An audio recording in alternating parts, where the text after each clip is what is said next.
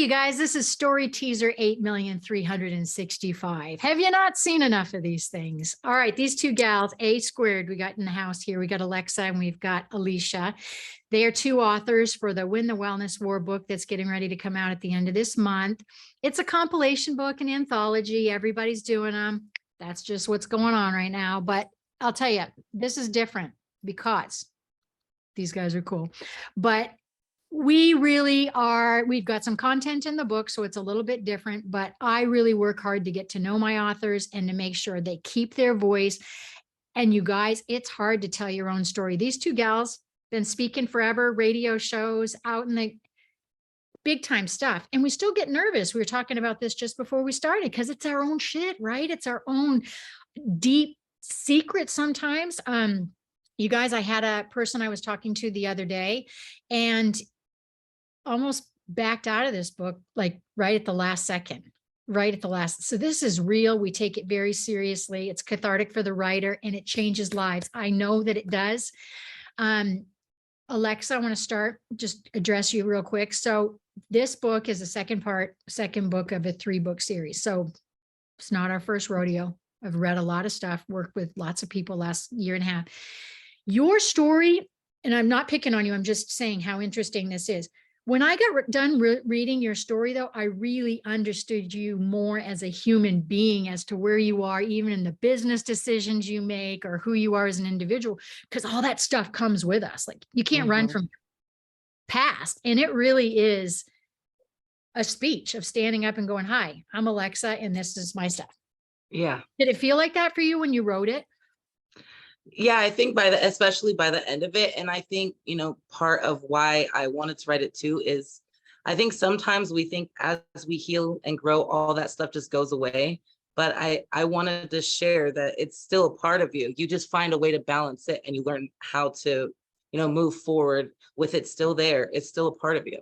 And not, I'm just making sure we're doing okay on time. Cause you know what, you guys, we get to chit chatting and you never know on the time. So I want to make sure we don't keep these guys, with yours. I just want to say, so the process is that the stories come to me, we go back and forth and back and forth. And Alysia also blogs for me, and Alicia's written books before. It's not her first rodeo, but I really make sure that we keep your voice and that there's enough sprinkles on it that number one, you get more readers than you ever thought you would because your message is super important.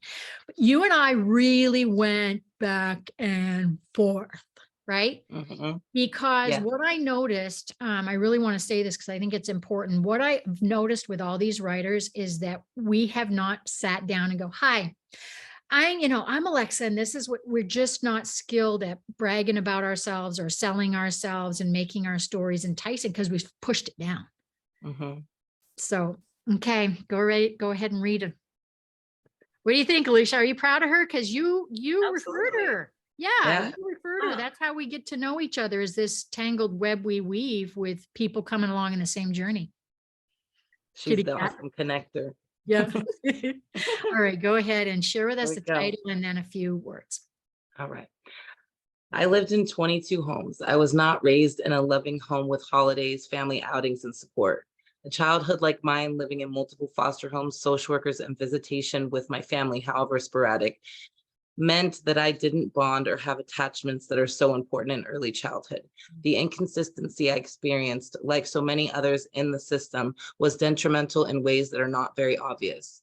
During our first 5 years of life, where most of us learn we are safe, loved, and worthy, I received messages about statistics and how, statistically speaking, I would be exactly like my family, like my parents, and I would become all of the bad parts of them. Although I was young, it was predetermined that I would amount to not much at all, or even worse, be a detriment to society or a drug addict or an abuser. I spent most of my life struggling with who I am and loving myself because I did not get love and stability as a child. And that led to me working hard on who I am, as well as every part of my life, and trying to excel at being certain no one could say anything less of me. But unfortunately, people's perceptions are what they are, and we can't always change them. I know. Now, Alysia, you know Alexxa, and you didn't obviously know anything about the story. What are your thoughts hearing what she just read?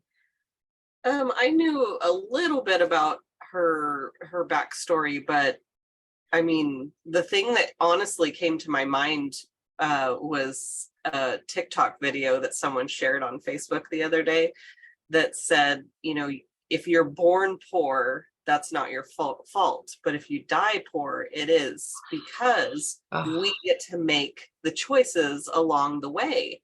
And, you know, Alexa's story is like, she was born in and lived in 22 homes in the first 5 years of your life, or total? 22 homes total, yeah. Total, yeah. And you know, you were told that you're going to end up like your parents and all this kind of stuff. Like, well, that's not helpful. Yeah. Thanks a lot. And she's definitely not going to die that way. I mean, Oh, that's and I do want to say that doesn't mean there wasn't anything good about my parents either. That was, right, you know, in a system where their thought is only to give certain messages and think of people only in such a narrow way. And over time, I think about my parents differently. I think about myself differently, you know. So I think learning as an adult about all of this and about people and how complex we are, we're not just one lens. It's not just one little thing that makes us up to who we are.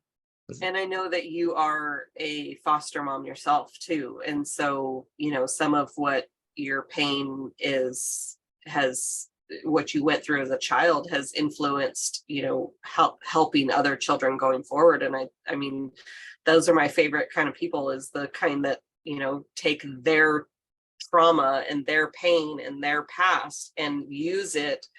They learn the lesson and then they go forward and teach. And 100%. I just love that. Yeah.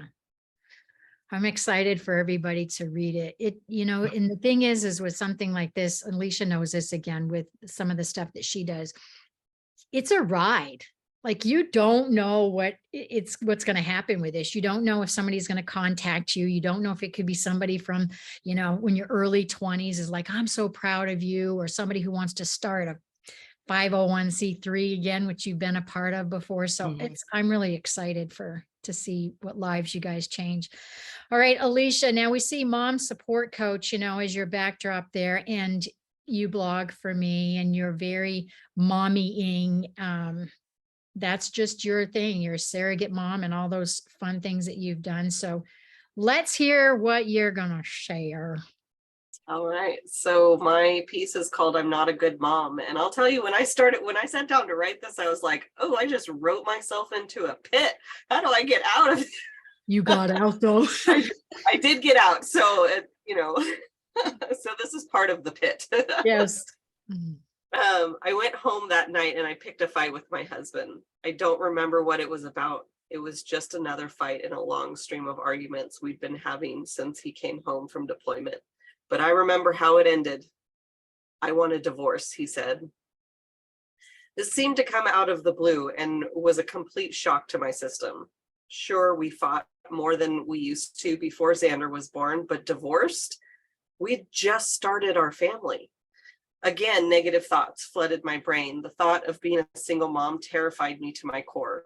What I didn't realize at the time was that my postpartum hormones took that fear, magnified it, and threw me into a pit I didn't know how to climb out of. Death seemed less scary than being 30 and a single mom. I'm not a good mom. Good moms don't think about suicide. If that sounds like a huge leap from the mention of a divorce to suicidal thoughts, believe me, it was. I spent the next 2 hours in that pit with my closest friend, filling my ears with the truth. I was going to be okay. I don't remember any other details of that time, but eventually the overwhelming emotions subsided and I took steps toward getting back to a healthier, more rational thoughts. Wow. It's the way, so sometimes you get a framework when I just feel so blessed. And you guys know me well enough to know when I say that shit, I really mean it. Like some people think, oh, whatever, she's blessed. But I tell you, the evolution that Markus and I have seen, you know, from the first book to this one is such a joy, just in the sense of how much more skilled you are in expressing your words on paper before it even goes out. Because we forget to pull in all those, I always say the sprinkles, but the adjectives and the adverbs that then make it enticing to the reader. Okay, whatever. But it forces you to peel back that onion on growth that when you sit down, you're like, most people are like, oh, I always wanted to write a book and I've been wanting to do this forever. So this is cool, get my feet wet. But then they get in and then they hear themselves read it, or they go back and look at the story teaser and like, damn, that's some deep shit right there, right? I wasn't sure if I would, when, you know, I didn't pick this part to read.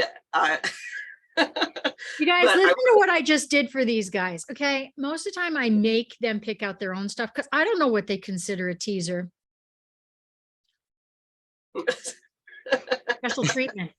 I know. I didn't want to pick your section. Well, But I'm great with ideas. So I felt like this was the perfect time to have the idea to ask. And, you know, see, oh, that's look at you stabbing that right back at me. What were your thoughts, Alexxa, when you listened to it? Alysia, again, you guys know each other, you know bits of everything, but how it's written is a little different, isn't it? well, I mean, knowing her, it was, you know, amazing to hear the story. I got goosebumps.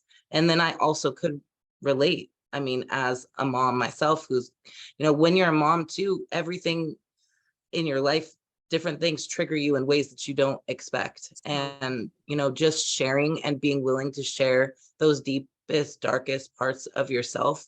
I mean, that's powerful. So powerful. I can't wait, honestly, to read the rest.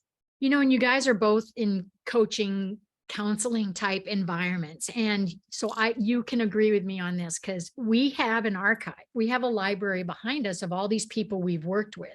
So when we work with them, they aren't that special, right? They think they're the only one that this has happened to. So bear with me.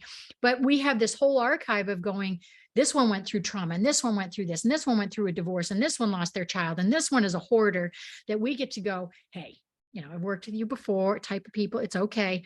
Not a lot of people have that coaching, counseling kind of background, but it's still hard to get ourselves out of it, right? It's hard to coach ourselves, right, Alysia? Yeah. Damn, I know, that self-care thing. Ugh.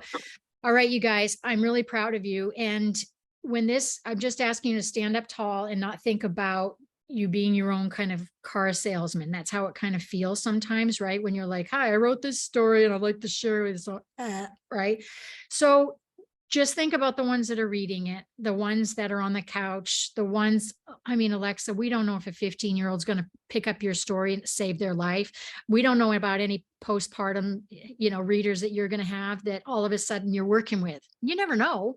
You can end up with business clients out of something like this. So hang on for the ride. Alysia was part of the first book, so she kind of knows what's going on with all of this fun stuff. But I really appreciate you guys showing up and sharing. And now you can go off and eat an ice cream cone, carrot cake, whatever it is.